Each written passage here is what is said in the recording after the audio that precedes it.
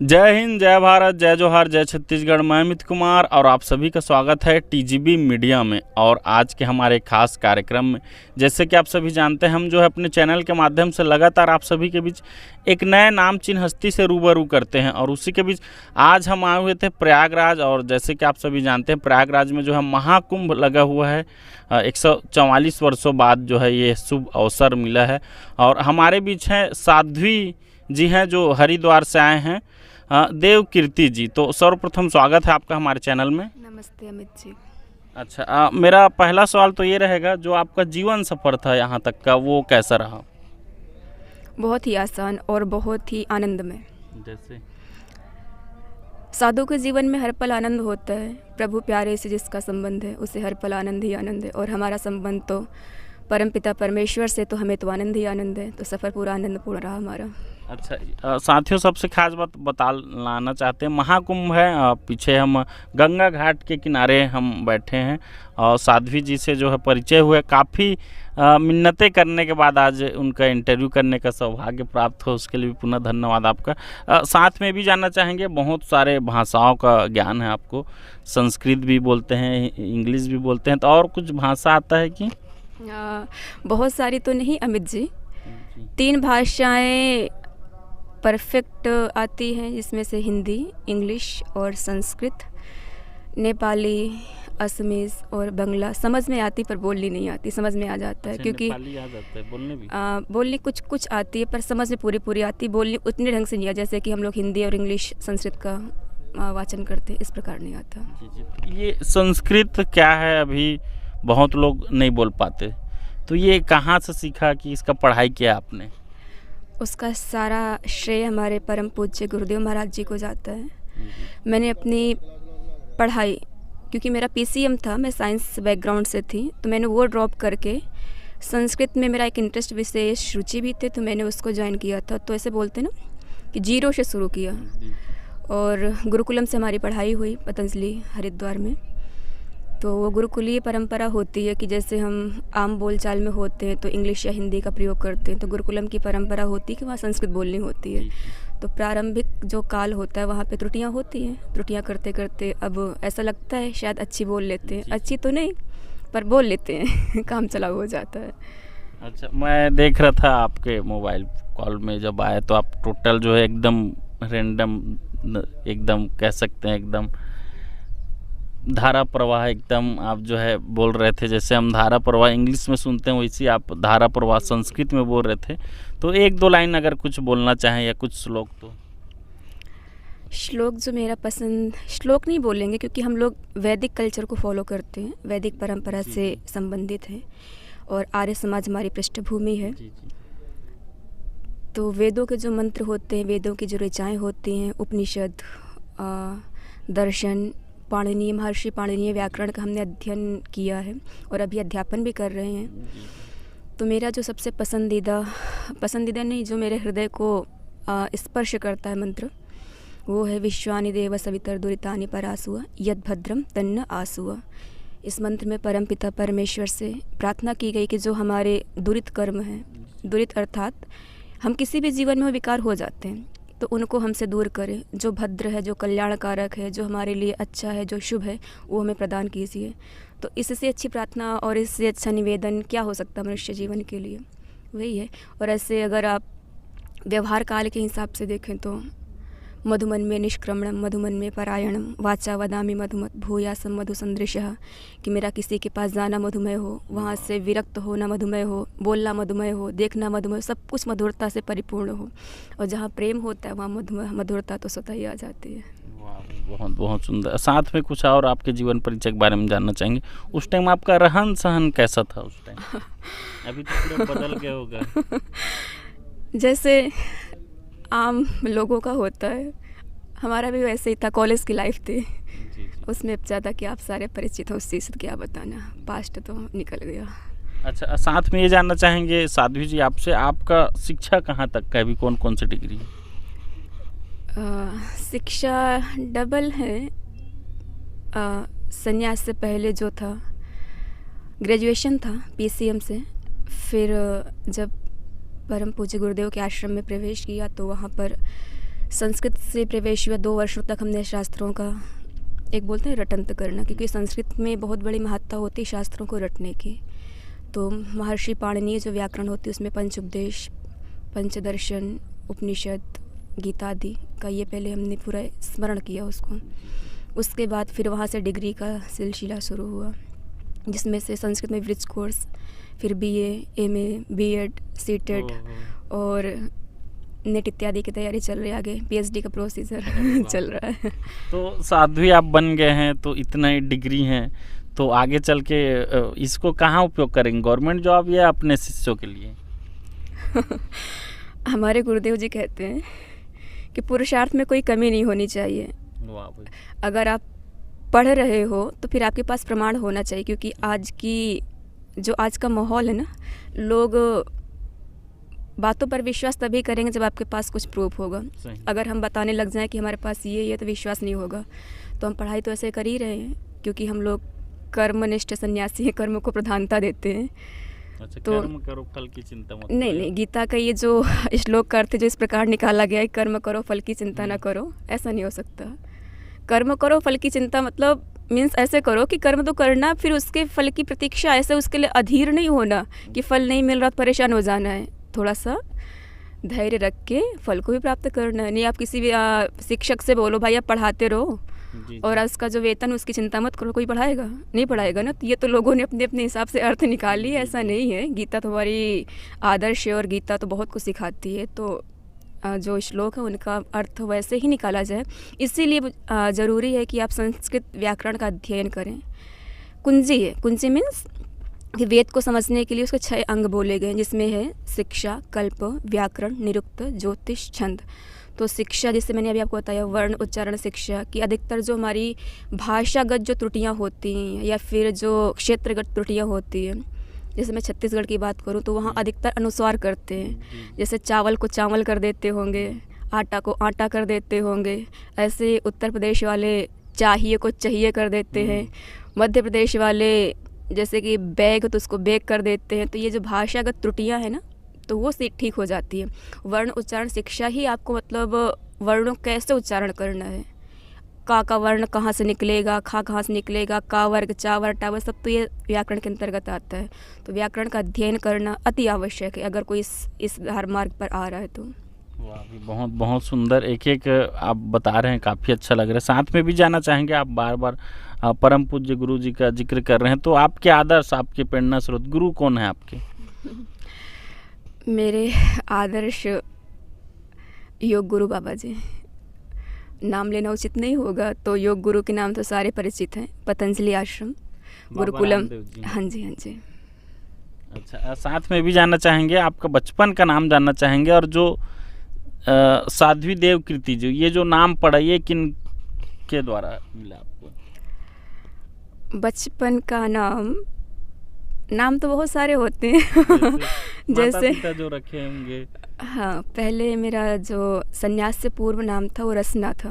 अच्छा, रसना। हाँ जी। और संन्यास के बाद गुरुदेव की महिमा, परम पूज्य गुरुदेव महाराज जी ने अपने नाम के साथ हमारा नाम आगे बढ़ाने का प्रयास, क्योंकि हम इस परंपरा में हम जितनी भी साध्वी बहनें हैं सबके नाम के साथ देव लगा है। जैसे कि आपने नाम लिया परम पूज्य गुरुदेव जी का, तो देव, उसके बाद फिर उसका जो व्यक्तिगत नाम है, तो मेरा नाम देव कीर्ति, ये है गुरुदेव की महिमा है। तो चलो, ये बहुत ही सुंदर लगा आपकी जान के। गुरु को वो जो आप उनका जो अनुसरण कर रहे हैं, उनका जो पालन कर रहे हैं और उनका जो महिमा कर रहे हैं, कह सकते हैं कि उनका इतना रिस्पेक्ट, सम्मान आप कर रहे हैं, काबिल तारीफ़ है। साथ में ये भी जानना चाहेंगे हम, आप जो है महाकुंभ में लाए हैं, इस महाकुंभ में 2025 में गंगा घाट के बैठे हैं, तो जो लोग हैं, जो दर्शक हैं, जो देख रहे हैं, उनको क्या कहना चाहेंगे इस महाकुंभ के बारे में?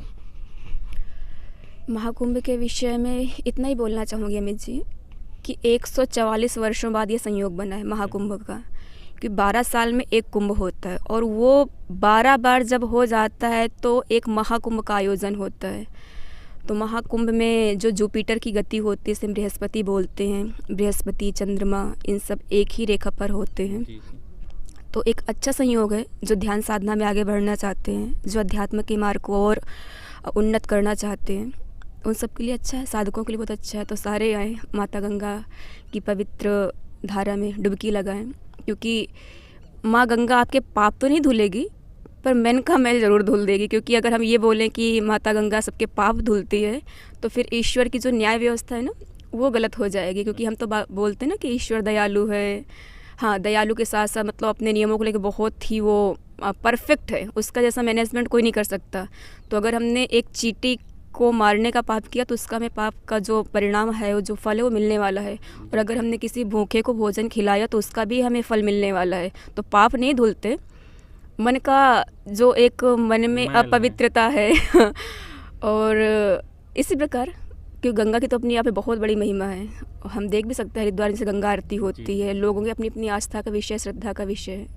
अच्छा, साथ में एक और महत्वपूर्ण सवाल रहेगा आपसे। आपको अच्छा जीवन था आपका, काफ़ी पढ़े लिखे भी हैं आप, तो साध्वी क्यों बनना पड़ा आपको? साध्वी बनना पड़ा नहीं ये नैसर्गिक क्रियाएं होती, स्वतः ही हो जाती हैं। हम ऐसे कोई विशेष चाह के नहीं करते कि हम यहाँ से निकलेंगे और साधु बन जाएंगे। जाके रहे होंगे कुछ ऐसे संस्कार जो जागृत हो गए, अब उसमें हो कैसे गए ये तो ईश्वर की लीला है, माया है, क्या कर सकते हैं। अच्छा, कितने वर्षों से आप? हमारा संन्यास हुआ था 2018 में और 25 चल रहा है। जी जी। तो साध्वी के में एक साध्वी बनने के लिए कौन कौन से गुण होना आवश्यक है? अगर मैं क्रॉस क्वेश्चन करूं, गृहस्थ बनने के लिए कौन कौन से गुण आवश्यक है एक ब्रह्मचारी बनने के लिए कौन कौन से गुण आवश्यक है? गुण आवश्यक नहीं है, आपके अंदर चाह होनी चाहिए, अभिप्सा होनी चाहिए, बर्निंग डिज़ायर होनी चाहिए। अगर आपकी एक डिज़ायर है तो आपके लिए कोई मार्ग कठिन नहीं है, सारे मार्ग सुलभ हैं। बस दृढ़ निश्चय होना चाहिए, संकल्प में विकल्प नहीं आना चाहिए। गुरुदेव महाराज जी बोलते हैं कि संकल्प में विकल्प मत आने दो। एक बार जो संकल्प लिया है, कुछ भी हो जाए उसे पूर्ण करना है तो करना है।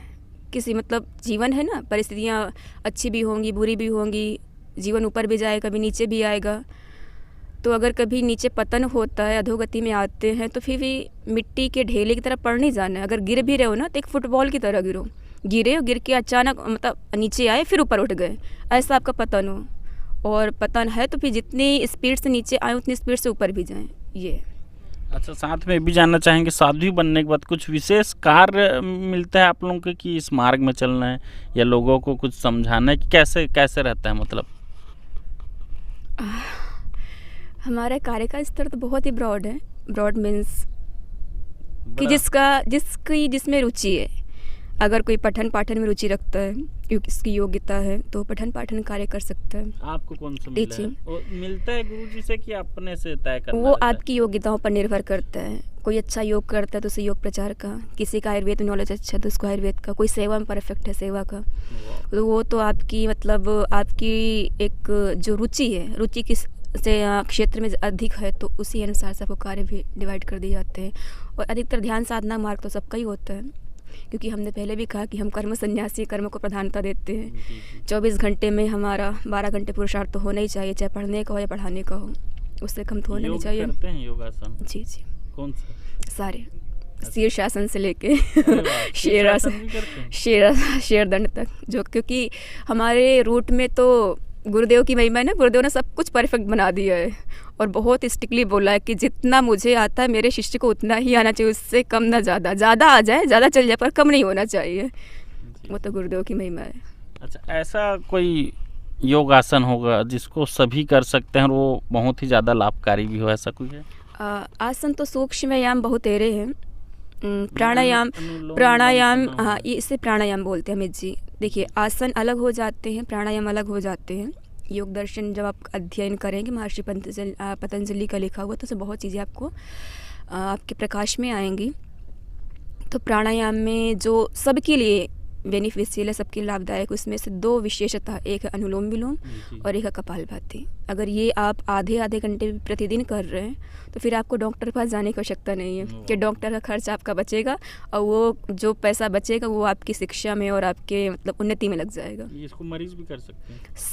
सारे के सारे। मैंने तो ऐसे ऐसे केसेस देखे, हमारे साथ में हमारी कुछ गुरु बहनें थी जिनकी माँ का कैंसर 4th स्टेज में पहुंच गया था। ऐसा बोलते हैं ना, इस कैंसर का लाइलाज बीमारी होती है, पर 4th स्टेज से बचा के लाया, अनुलोम विलोम भस्त्रिका। तो ये सबको करना चाहिए। हम तो योग ऋषियों की संतान है और ऋषियों ने तो हमारे मतलब योग को तो विशेष स्थान दिया है। बोलते हैं कंदराओं से गुफाओं से निकाल के हमारे गुरुदेव महाराज जी ने जन जन तक पहुंचा दिया है। अब जन तक पहुंचाया है तो हमारा कर्तव्य बनता है, धर्म बनता है, तो योग को हम अपने जीवन में सम्मिलित करें और प्रयास भी चल रहा है, कर भी रहे हैं। चलो, बात करके बहुत ही अच्छा लगा साध्वी जी, आपसे काफ़ी जानकार हैं, ज्ञान के धनी आप। साथ में भी जानना चाहेंगे पहले का हॉबी और अभी हॉबी क्या है आपका, रुचि किस में है ज़्यादा? पढ़ना पढ़ाना पहले भी सूर्य भ्रमण की इच्छा हमेशा से थी और भ्रमण के साथ साथ एक ज्ञानवर्धन होता रहे। पढ़ना पढ़ाना विशेष इंटरेस्ट है बच्चे में, पढ़ने में, पढ़ने और पढ़ाने में। तो अभी पढ़ाते हैं? हाँ जी, मैं टीचर हूँ। तो डिग्री कहाँ? कॉलेज डिग्री कॉलेज मीन्स मैं BA तक की क्लासेस और MA तक की क्लासेस टेकल करती हूँ अभी वर्तमान में भी? वर्तमान में भी। अरे वाह भाई, चलो बहुत ही अच्छा लगा जानकारी ये जान के। आप जो है टीचर हैं अभी भी, तो कहाँ का शिक्षा देते हैं अभी, कौन से कॉलेज में है? हमारा वैसे तो गुरुधाम में ही होता है, क्योंकि हमारा तो मतलब एक विस्तृत है कार्य शैली जो गुरुदेव महाराज जी की है।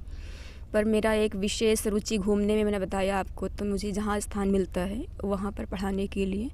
तो अभी मैं वर्तमान में हरियाणा क्षेत्र में गुरुकुलम में सेवारत हूँ और इसमें पाणिनीय व्याकरण, जिसमें से अष्टाध्यायी, धातुपाठ, जो पूरी जो पाणिनीय पढ़ाते हैं। हाँ जी, जो पाणिनीय व्याकरण से परिचित होंगे सज्जन, उनको अच्छे से पता होगा कि पूरा एक इसका एक मतलब प्रोसेस होता है कि पहले में अष्टाध्यायी करनी, फिर धातुपाठ करना, फिर प्रथमावृत्ति करनी, उसके बाद काशिका करनी है, फिर महाभाष्य तक जाना है। पूरा उसका होता है। तो ये एक ऐसे पूछना नहीं चाहिए साधु सन्यासी लोग से, लेकिन एक सिंपल क्वेश्चन है, ये कुछ अर्निंग होता है इससे कि निस्वार्थ भाव से निःशुल्क सेवा करते हैं?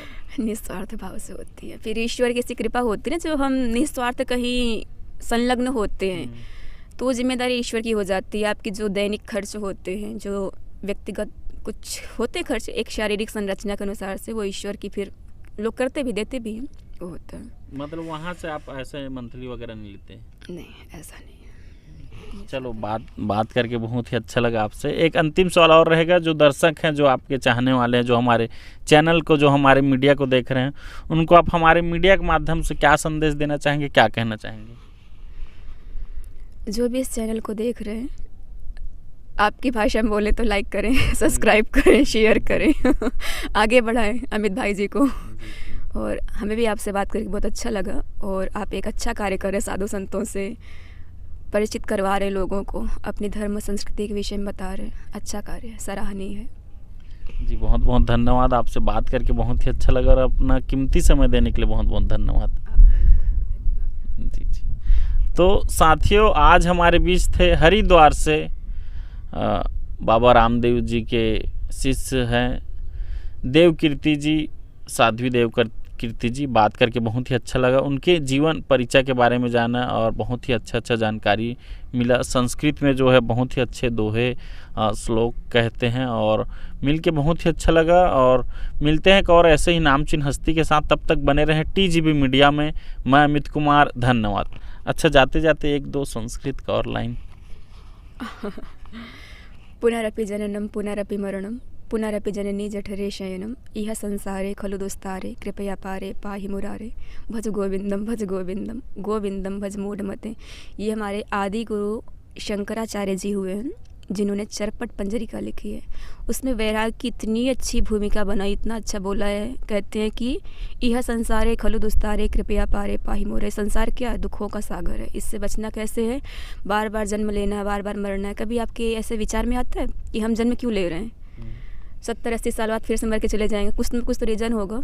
अगर हम एक सामान्य भाषा में उदाहरण के माध्यम से समझें, जैसे हमारी माता हमें मार्केट सब्जी या फिर कुछ ऐसा सामान लेने के लिए भेजें, हम जाएं और जिस कारण से भेजा कि वो करके ना कुछ दूसरा कार्य करके आ जाएं।